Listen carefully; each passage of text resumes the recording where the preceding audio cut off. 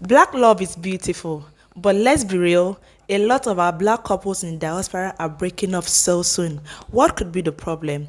Today, we'll be talking about this topic. It's very sensitive, but very important. We'll be looking at the various reasons why people, blacks, especially in the diaspora, are breaking up. And some of these reasons will shock you, okay? So before we proceed further, allow me to introduce to you my husband. He's not been around for some time on this channel, right? So welcome, Mr. Frank Onaise. Thank you, Diaz. Thank you for having me here. All right. So today we're going to be talking about divorce and separation in the diaspora. So we're looking at the unique challenges that black marriages face in the diaspora. So what do you think about blacks and their marriages in the abroad? It's becoming a very terrible story to hear, and knowing that how we're brought up back home and then coming to this part of the world to become something else. I mean, I think it's becoming a very serious issue that we really need to look into and then find a lasting solution to this. Yeah, that's right. So would you say that the pressure of navigating the life here in the abroad makes it difficult for black people to, make sure that their marriages excel? Well, I wouldn't say it's the pressure of per se. I think a lot of the problem is we tend to travel abroad and want to get used to the life over there quickly. I think forgetting how the life we lived back home and how we're brought up, So I think if you look at this issue of this breakup, it's mainly with the black people, Yeah. mainly with the Africans.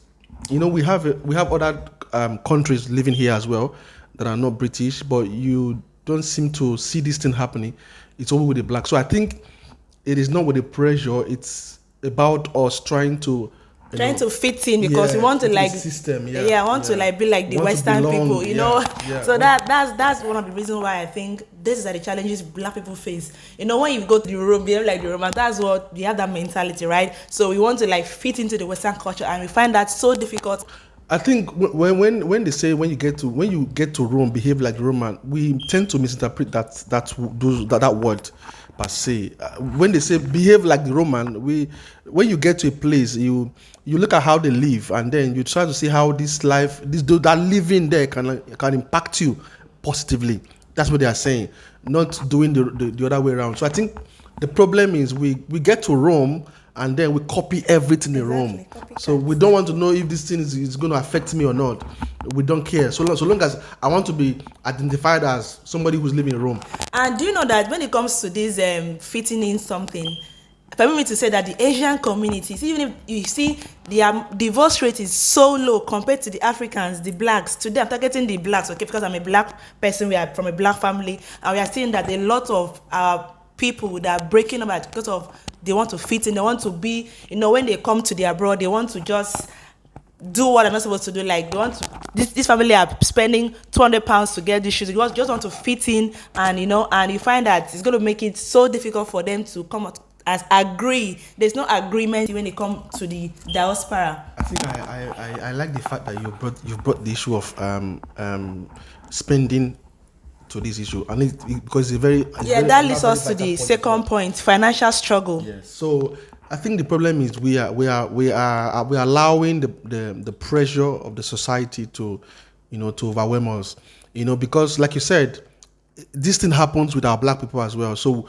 wherever we go to, we want to be we have to be identified, noticed, noticed as we are the best, So, but you made mention about the Asians. I've also done a research on this, and I discovered that the difference between the black and the Asians is because the Asians, they might be living abroad, but the culture, they never forget where they come from. They never forget how they were brought up. But the problem is with the black, and I will use my country, Nigerians especially. We want to be seen. Want to be noticed. We want to be noticed. Overdo things. You understand? I'm wearing like you said, a £250 shoe. I'm wearing a £1,000 shoe. Now listen, these things, there are levels that you get to, and then if you are not there yet, you have to, keep yourself until you get there. This is the reason why when you get married to an average man, that is struggling, that is trying to survive, and then you begin to compare yourself with people who you don't know their source of income, and then you want to be like them. That's another factor that we also need to look at. Don't compare yourself. Don't wish to be like anybody else. Yeah.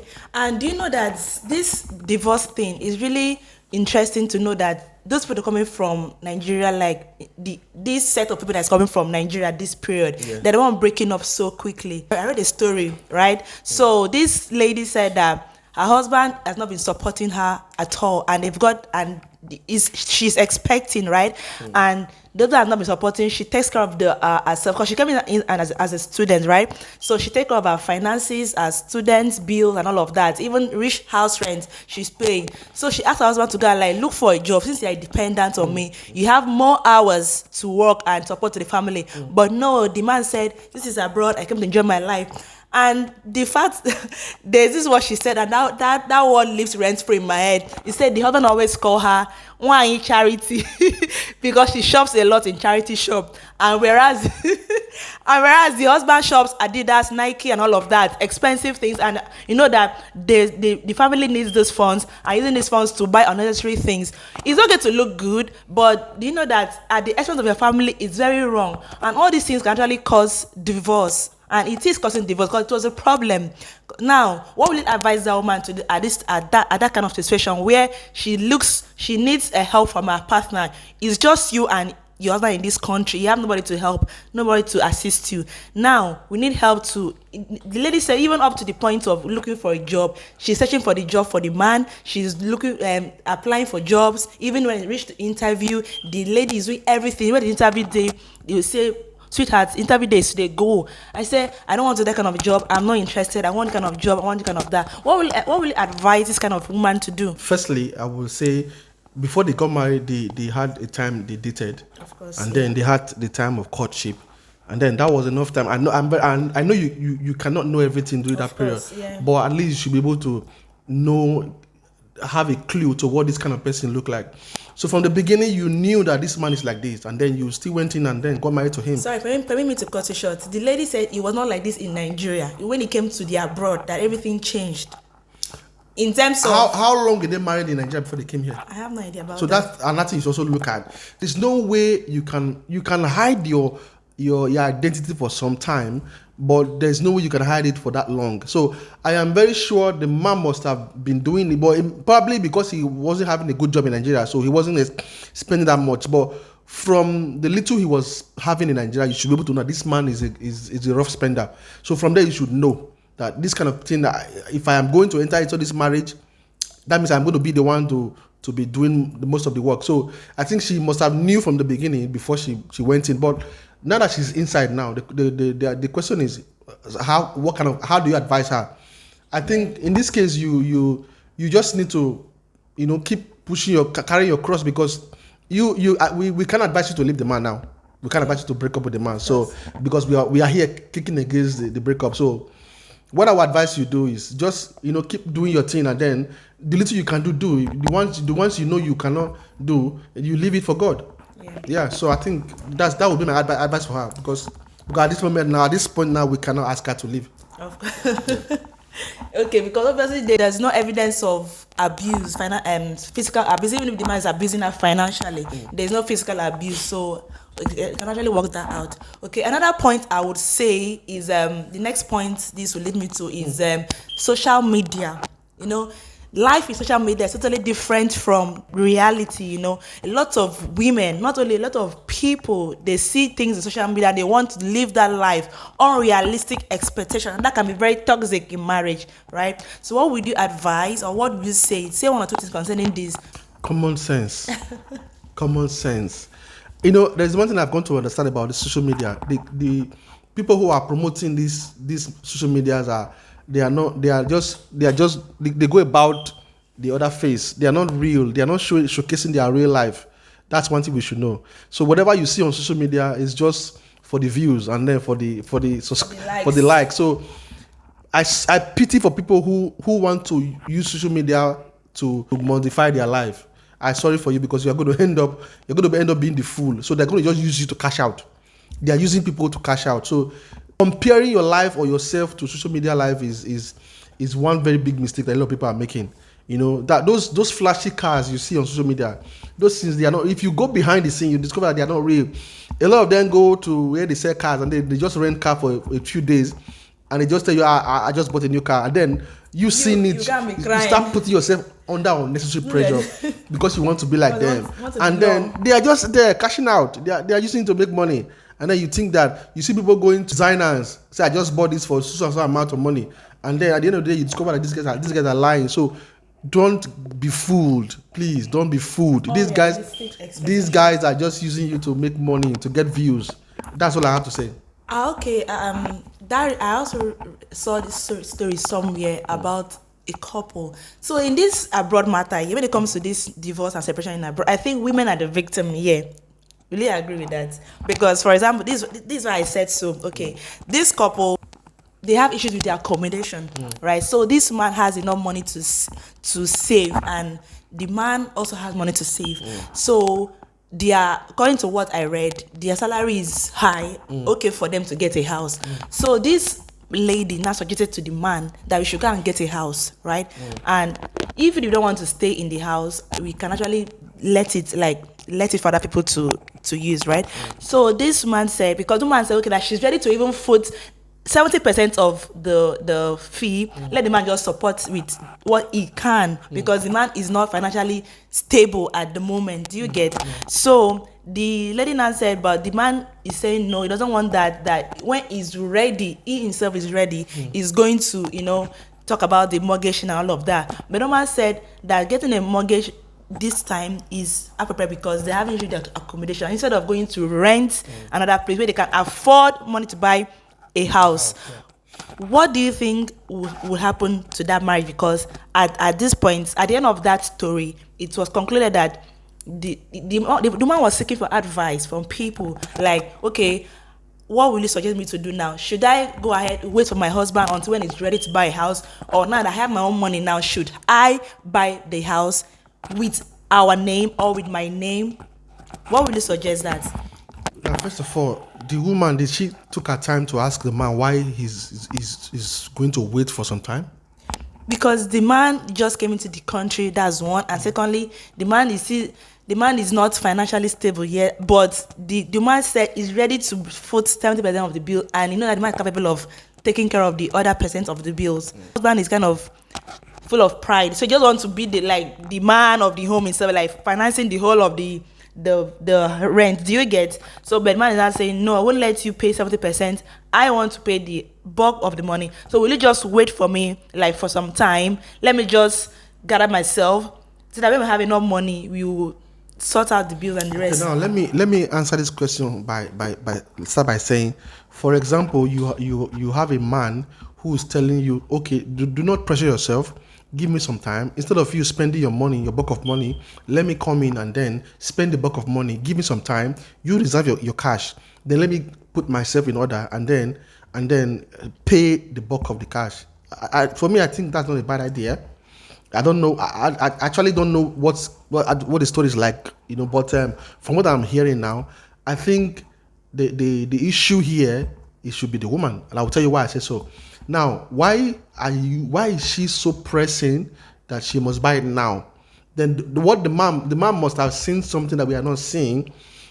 To me, I feel like the woman is trying to be the boss.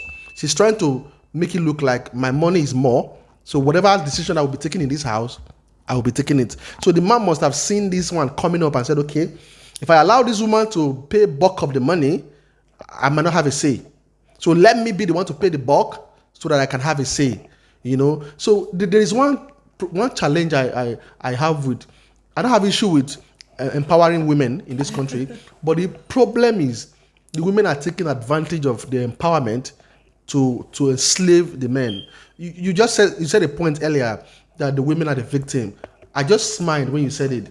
Now, the women are the victim back in Africa. We understand, but here, out of every 1,000 cases, it's just 2 for the women, and then the other one for the men. How would you say so? Yeah, because the condition here has given the women so much power that even the man, I've seen cases where even the man paid 100% of the house and then still get thrown out of the house. So The man himself is even taking a risk by saying, "Let me pay the buck," because that woman must have an agenda by saying she wants to pay the buck. To me, that's what I see. So I think the man is even taking a risk by saying, because even if the man pay 100%, the woman still have the power to throw him out of the house. So for me, I think what the man is doing is trying to be the man, which is right, which is the right thing to do. He's trying to stand as a man by saying, it's my responsibility to pay the bulk of the money. So you are supposed to be the support, not me supporting you. So I don't see anything wrong with what the man is saying by saying he wants to, pay the bulk of the house. Okay.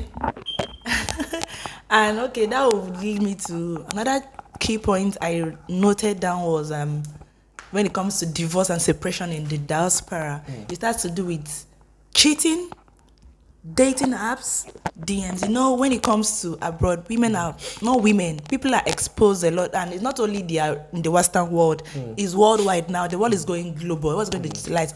People are getting aware. So this could also be a factor that causes divorce and separation in the UK, not in the UK, in the diaspora in general. Would you also say that cheating or dating apps causes divorce and separation? It does. But first of all, let's look at, there's a reason behind people going to dating apps. Personally for me, sorry to cut you short. Personally for me, I've received DMs, even as a married woman, especially on TikTok. Oh, I love your picture. Can we release? And I believe that most women as well, not only most women, both parties, they receive such DMs as well. And when you're in financial struggle, you want help, and you see this man is ready to support me financially, that will cause you oh well, my husband is not giving me this, I'll just go with this person to get the money I want and move on. I'll say that the cheating and dating apps and DMs especially is also a root cause of divorce and separation in this Western world. That was why we talked about the social media earlier. Yeah. So now, first of all, let's talk about the reason behind going to social media and going to the dating apps. Now, I think there's another very big problem with couples in diaspora. So when they come here and they look at the exchange rate, and then they get carried away. So they tell you, if I can work 1, 2, 3, 4 days and I can make so amount of money, so if I work 7 days, I'll make more. So that already has brought a separation between the both couples.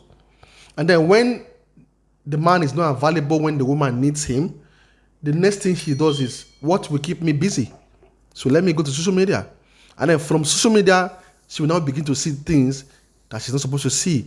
And there's one thing about women that I have also I've also studied, that women, no matter how big a woman is, women are the easiest. We are ready to chop money. The women are the easiest to convince. They get carried away by what they hear. You understand? Right. So if, as a man, any woman who is glued, that is married, that is glued to social media, I will blame the man, because he has neglected. Now, when you get married to a woman, your first priority, your first responsibility is not to pay the bills, is to be available for the woman. That was why you married her.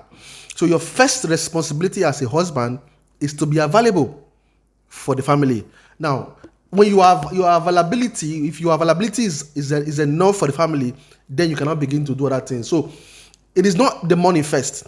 That's why we're having a lot of broken home. Odogo, please. And it's the money first. Listen, I know. You will go after the money. You will go after the money, and then somebody else will go after your wife. And it's as simple as that. So if you prioritize the money, and then you are chasing after the money. I have seen cases of people, the wife, if you are opportune to hear from them, you see them cry inside and tell you, I have everything I need. My husband provides everything, but I'm not happy.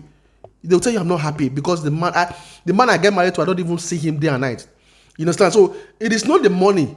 I know the money plays a very key role, but it's not the money first.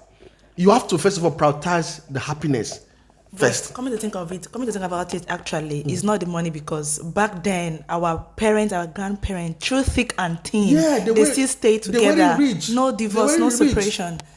So I've seen cases even in this, even presently. I still talk to people. I have friends.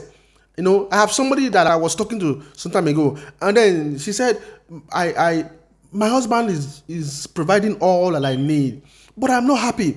I'm not happy because I'm not getting that attention. So it's not about the money.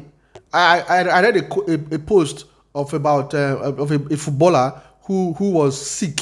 He couldn't play football for 2 years, and he was saying, God, take the money away, let me just kick football again. So it's not about the money, it's about the happiness. So I think the problem is we the men, we tend to prioritize the bills. I have bills to pay, bro. Forget about the bills for some time. That's why do not let the money get into you. Create time for that bond, that family bond, family time. So I think we are not just judging the social media, but we need to talk about the roots, the reasons why women go to social media, and the men as well. Also, not just about the women. There are also cases where the women they do go to work. I have seen a couple who they come together. But then when I was in Nigeria, this couple they are married for years. They see each other. They come together and eat together and sleep together on their wedding anniversary. The man is always traveling. The woman is always traveling. That's the only time they come together on their marriage anniversary to eat and then gist together. So in the course of the man traveling, only God knows what's happening. In the course of the woman traveling, only God knows what's happening. So when something happens between that line, then you begin to blame the devil, forgetting the fact that you guys have neglected that place of togetherness.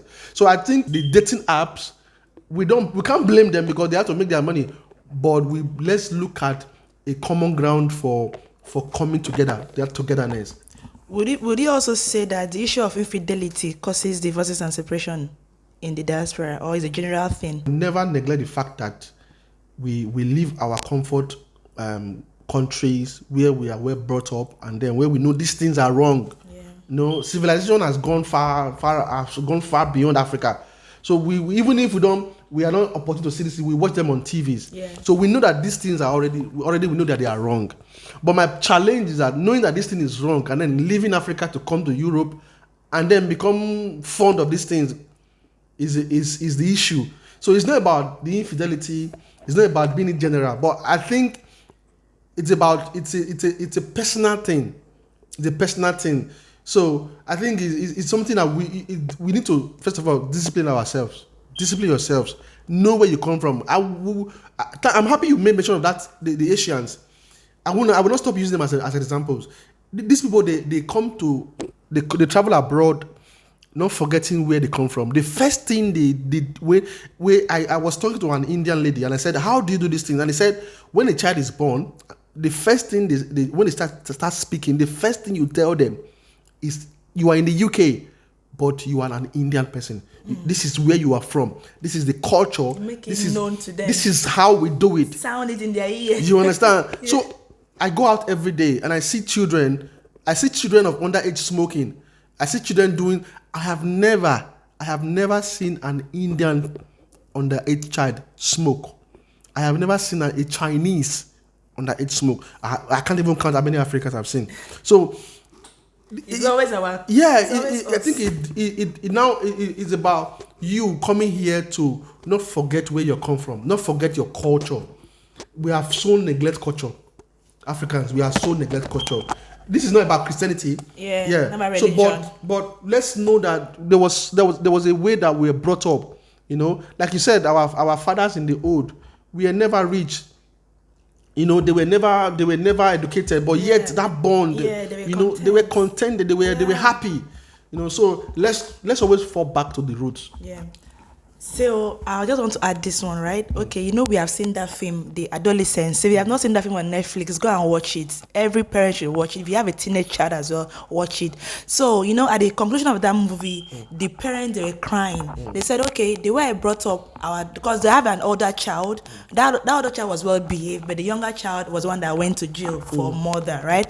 So would you say that kind of who is at fault at that time? Because from the movie we watched together, we realized that the parents gave the son everything they needed, right? So, and as well, the mom said most times they just leave the child in his room to, have your time. Are you back from school? I'm fine. Was school today? Good. You go and lock himself in the room. The boy requested for computer and games, and the father provided. So literally, the parent provided everything the male child needed. So how come at the end of the day, it was this same male child that they have that that brought shame to the family? So in that, the mother did not blame the dad. The dad did not blame the woman because they were trying to be to be safe, and So at the end of the day, what would you say? That kind of thing would definitely lead to divorce if it was a black family. And I've seen so many facts on social media from parent point of view, from expert point of view about this movie called Adolescence. So what would you say? What upbringing was different from the way they brought up their female child? Because you can see the female child, sorry, I'm diverting a bit, but it's still part of our topic. Yeah, but the female child was well behaved. So how come the male child got involved in murder? Does it have to do with gender? The way we take about female child, is it different from the way we take about male child? First of all, let me quickly, before I forget. You said the father did not blame the mother did not blame the father. They agreed that they are at fault, so they did not point to. That's the fact. That's the point I wanted to make, because if you have two armed robbers in the house, and then they both get caught, at that point they're not going to be blaming themselves. So you lure me to. So now they didn't blame themselves because they knew they were both guilty. Yeah. Now if you look very deeply, you realize that you discover that the first child that was decent probably was the one that they spent time with. Exactly. And first child, yeah. Yeah, so probably that time they weren't having a good job. I don't know, but I'm just saying, for example, maybe they were having a good job, so they had time to spend time with the daughter, and then they raised her well. Now, when they had jobs, both working, and then they got carried away by the fact that they wanted their son to be comfortable with toys, with everything, with the money. That's why I keep telling you. I said work, money, no family time. Yes, money is important, but it's not the first priority. Now they never had time. I think there was a part that actually caught my attention in that movie that I will never forget that part. They were asking the man, when your son comes home at night, do you notice? And the man said, I was on call when my son came in. Phone generation. So you were your son left home and at the age, as his 13. Age at 13, he left home by 8 p.m. What is he doing outside when you are inside the house? You didn't even bother to ask where he was going to, and then you allowed him to go. So you gave him that so much freedom. So I think in that case, what actually went wrong was because the father was, after making him comfortable, but not getting to know him, not getting to be close to him. If you're not close to your children, definitely somebody else will be close to them. Of course. And so, because the parents were not there, probably the friends were there.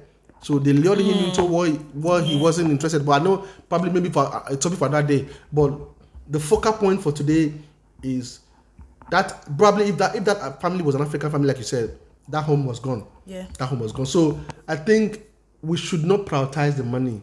Money is important, no doubt. I understand. But let's not prioritize the money. Let's see our family as the number one priority. The family, men, spend time with your wife. There are some women that they are not good in talking, but until you are close to them, they won't be able to open up and tell you what they are going through. So you might just be thinking that they are comfortable. They are not comfortable. So they might be waiting for you to trigger them before they can say it out. But if you're not there, they can begin to speak to friends. And then when friends come close to them and then they open up to friends, the reverse is the case. So, and the same thing with the women. Don't prioritize your job over your husband. Don't prioritize your business. Some people will tell you, oh, this is what keeps me. I enjoy doing my job. My job is what makes me happy. No, that's a very wrong comment. I've heard people saying it, that I love my job because it makes me happy. How can your job make you happy over your husband? How can your job make you happy over your wife? Until you begin to see your wife or your husband as what gives you joy, there is no way you can make headway with them. There is no way you can bring up that bond, because because whatever makes you happy is what you are close to. Yes. Whatever gives you joy is what you want to do. So if you now begin to see your business and your job as what gives you joy, as what makes you happy, trust me, your home is gone. No, in conclusion, the Bible says God hates divorce, right? So now how can we strengthen black love for us not to like get divorce and separation? They say human beings are the most difficult people to lead. Black people are the most difficult to teach. Even if you break their head and tell them that this thing is wrong, yeah, so long as it's not going to bring money, they won't listen. You know, so divorce, to me, it's not a cause. I'm not saying it because I enjoy saying it. It has come to stay. It's not left for those that are ready to use their brain to think, because there are a lot of things that you think doesn't matter. These are the things that will break your home. Yeah. You know, so first of all, when you travel abroad, sit your partner down. What is our goal? Yeah. What is our target? Are we here to enjoy life like every other person's? Are we here to count numbers, to be noticed that we are abroad? You know, I saw a video of one lady on Facebook. You know, she was talking on Facebook. Now I'm in the UK now. All the people I thought I would never make it, I have made it. Was that your goal? Was that the reason you to come and pepper them? Exactly, you know? pepper them. So, first of all, let's sit down and have a discussion. Before you even leave your home country, let's have a target. Let's have a goal. We are going abroad, not to be like them. The Bible says we are in this world, but we are not of this world. You understand? I was talking to somebody one day. I said, me and my wife, our surname, we still going to change our surname. She needs to bear my surname. And the person said, "Oh, it doesn't matter. This is UK." And I told her immediately. I said, "For me, I am in the UK. I am an African man in the UK. So I am in the UK, but I am an African man. That means you cannot take that African culture out of me. So until we begin to see it like that, there's going to be problem." Do you even know that even the white people that are so much empower women, they are enjoying their marriages? So they don't break up. So they look at us and laugh at us. We come here and we want to be better than them, no doubt. But you cannot be good and be better than your master. Exactly. You know, so let's leave their culture for them. Let's come here and improve our culture. Yeah.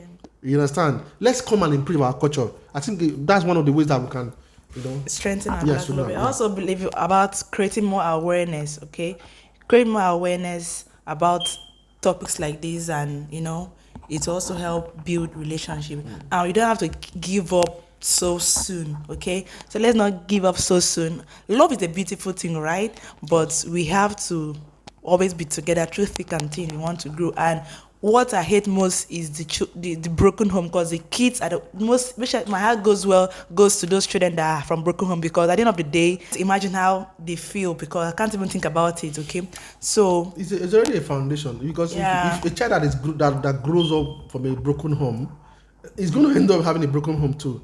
Is a foundation. It will lay the path for them already. So it's going to be very difficult.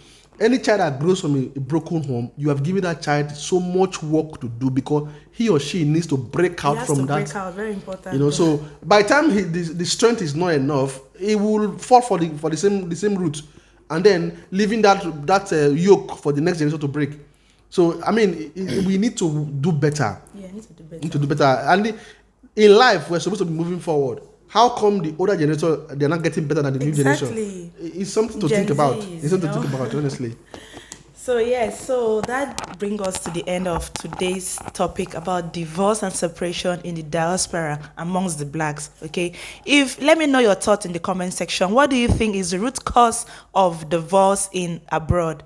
Drop it in the comment section. If you like content like this, then look forward for more engaging content like this. Okay, so give this video a like, comment, share it to your brothers, your sisters, so that they know that there is a way out in the abroad, so that all these vital points we have listed, they'll be able to learn from it. Okay, and for those people who are also planning to travel abroad, you watch this video and then watch other videos please, before you travel out, sit your partner down. And pray. Pray. There's one thing I also want to talk about here that I want you to understand. Every territory has their own powers that control them. That's right. Yeah, so one of the things I also understand about this country is one of the powers that rule this country is the power of divorce, power of Singlehood, exactly. parenthood. So that's one of the powers that rule this country. Becoming so alarming. So please, before you travel abroad, make sure you pray and say, God, I am traveling to another country. So every power that rules in that country that is not of God, let them not have a hold over my life and family. So that's one of the things you must do. So don't forget, Nigeria, Africa, anywhere in the world, anywhere you go to, remember that these things are real. It might sound funny to some people now, but it is real. There are powers that control different territories. So understand these things and pray, and then God will help us. The Lord help each and every family. I soak all the family of the world with the blood of Jesus. There will be no more divorce among our midst in the name of Jesus. Yeah, we must have prayed now, but don't forget the fact that if prayer without work is dead. So if you like pray now, you pray, and you come here, time is behaving. You're on your own. The Lord will help us. So until next time, bye.